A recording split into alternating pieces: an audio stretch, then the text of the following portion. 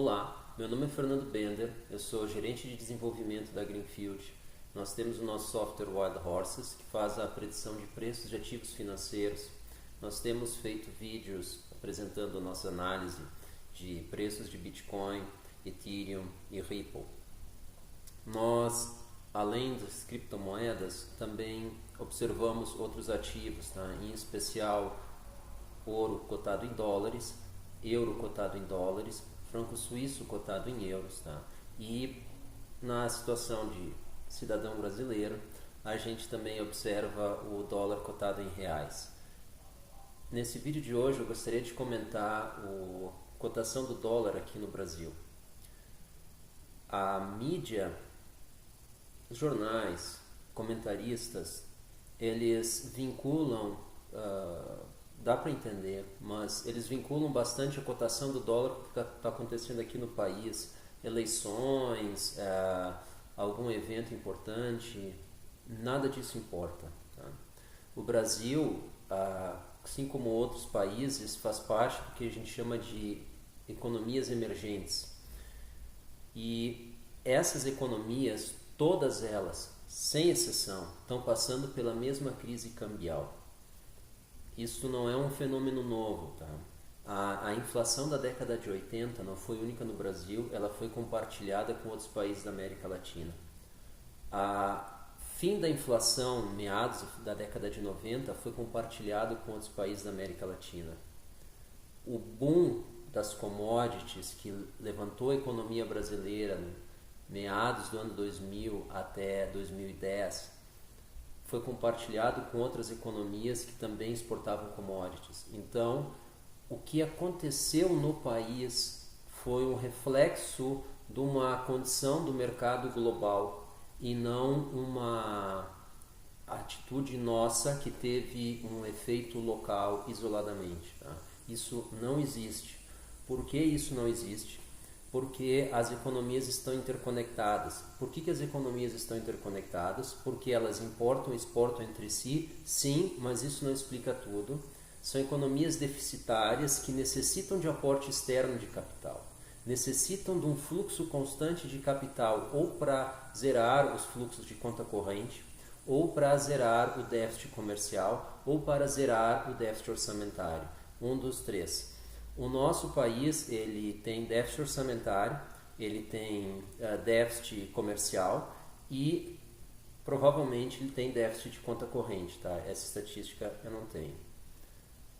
Então isso nos coloca numa situação de dependência do capital externo. Então a liquidez internacional vai determinar o fluxo de dólares para dentro do país. E aí a relação entre dólares e reais aqui dentro vai determinar a cotação aqui. Claro, não só essa relação agora, mas uma perspectiva futura também impacta os preços na atualidade.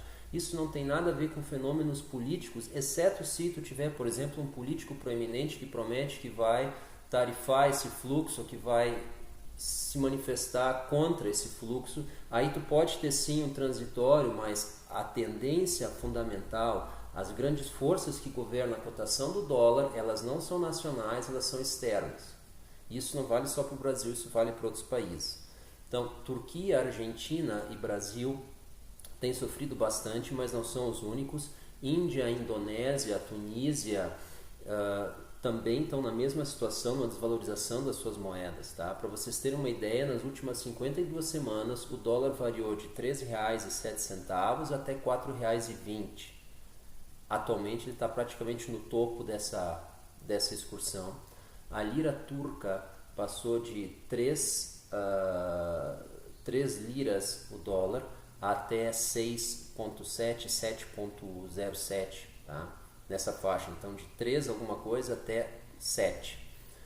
O peso argentino passou de 16 pesos o dólar até praticamente 40. Tudo isso nas últimas 52 semanas. Então são faixas bastante amplas, umas mais dilatadas, outras não. O que está determinando isso? A gente acompanha uma diversidade de fontes, tá? Entre elas Gerald Celente, David Quintieri, do The Money GPS,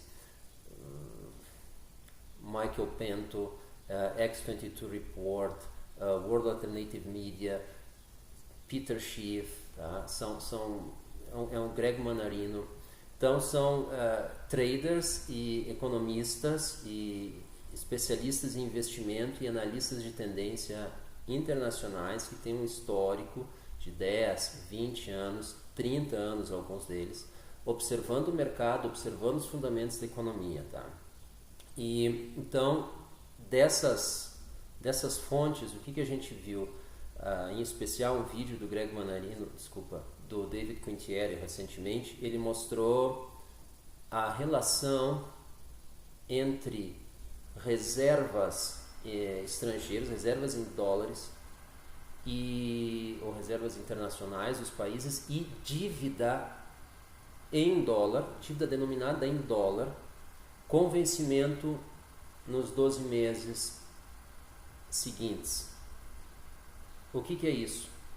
Quando um país tem uma dívida em dólar e essa dívida vence, ela tem que ser paga em dólares. Esses dólares têm que ser comprados. E essa compra de dólares, ela valoriza a cotação da moeda no local. Então, se aquele governo não tem reservas, não tem essa cotação, ela vai sofrer uma variação maior. Os países de economia emergente, praticamente sem exceção, todos eles têm uma dívida muito maior do que as suas reservas. Não, mas espera aí, o Brasil é credor em dólares. O Brasil é credor, o governo brasileiro é credor.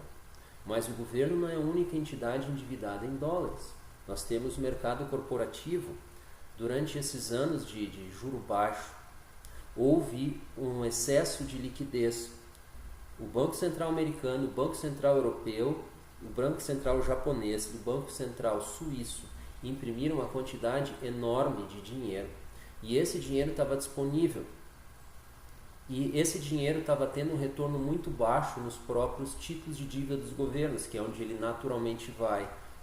O Japão tem juros negativos nos títulos do seu tesouro, a Suíça também, a Europa praticamente, em alguns casos, também tem, e os Estados Unidos não têm juro baixo. Porém, o juro real deles é negativo. Os Estados Unidos têm juro baixo, mas não é negativo, mas o juro real é, que é o juro nominal menos a inflação. Então, o primeiro movimento que aconteceu foi que boa parte desse capital começou a migrar para os Estados Unidos.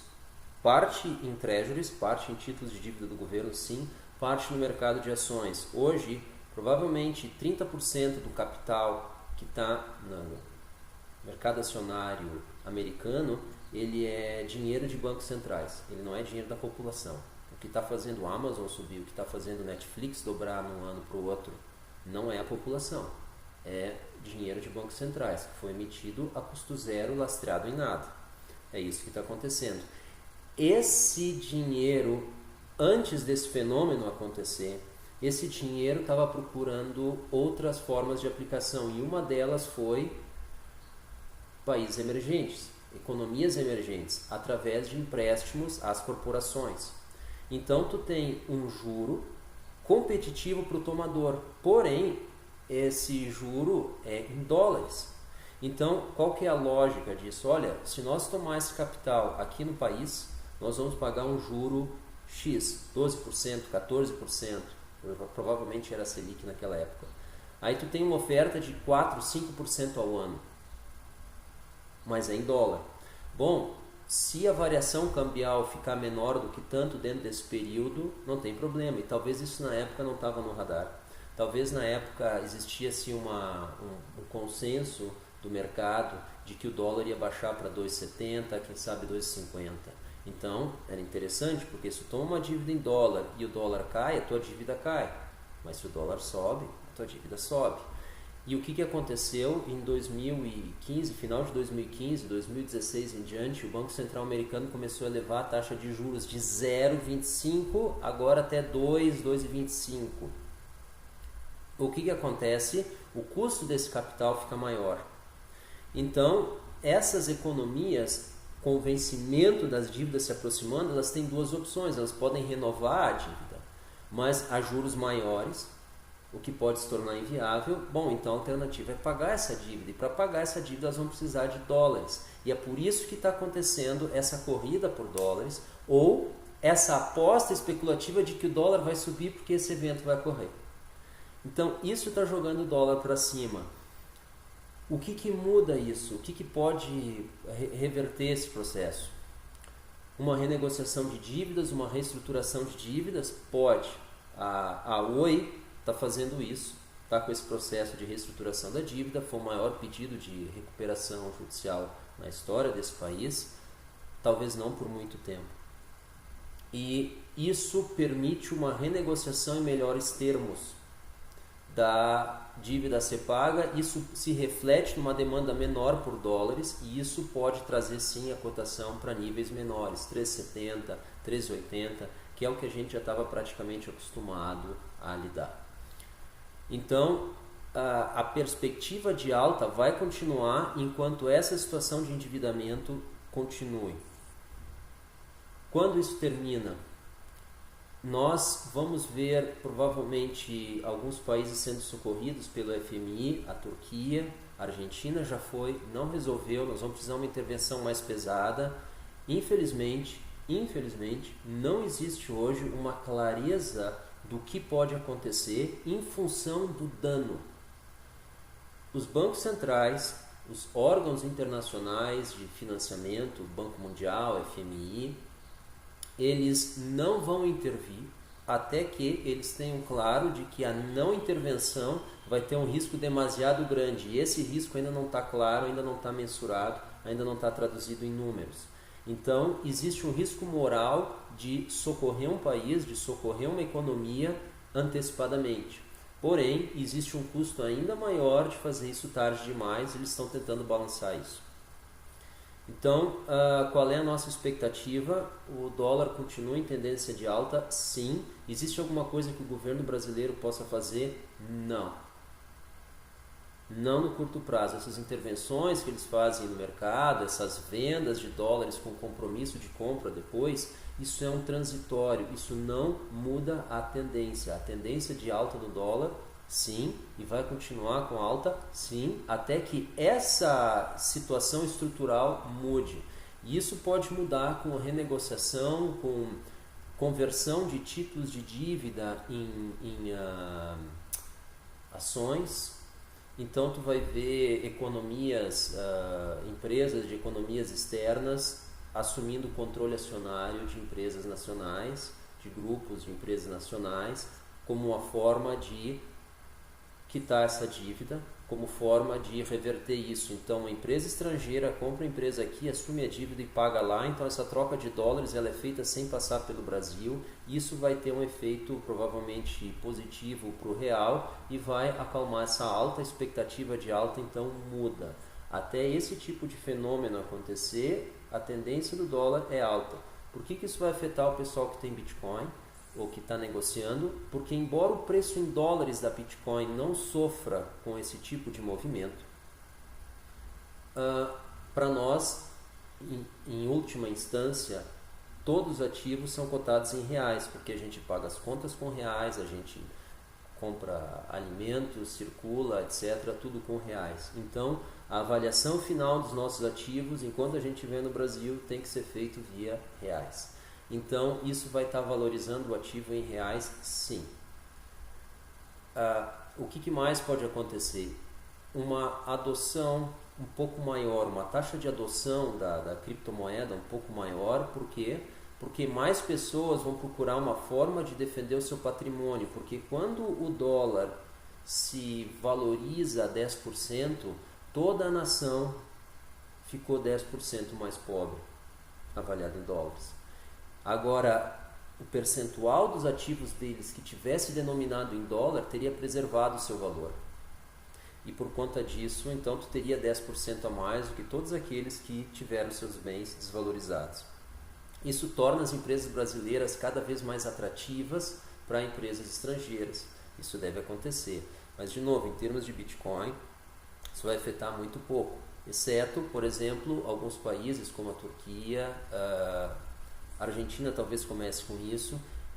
A população começa a olhar para o Bitcoin como uma forma de preservar o seu poder de compra o seu poder monetário dos seus bens. Então eles compram essas moedas para que essa desvalorização não afete totalmente o capital que eles têm. Mas o teu imóvel, a tua empresa, isso tu não consegue transformar em Bitcoin. Todos esses ativos vão estar sendo desvalorizados, tá? Terrenos, etc. Tá? Então, essa é a realidade e essa é a nossa análise aí dessa sexta-feira. Então, saibam que eventos políticos não estão determinando a cotação do dólar.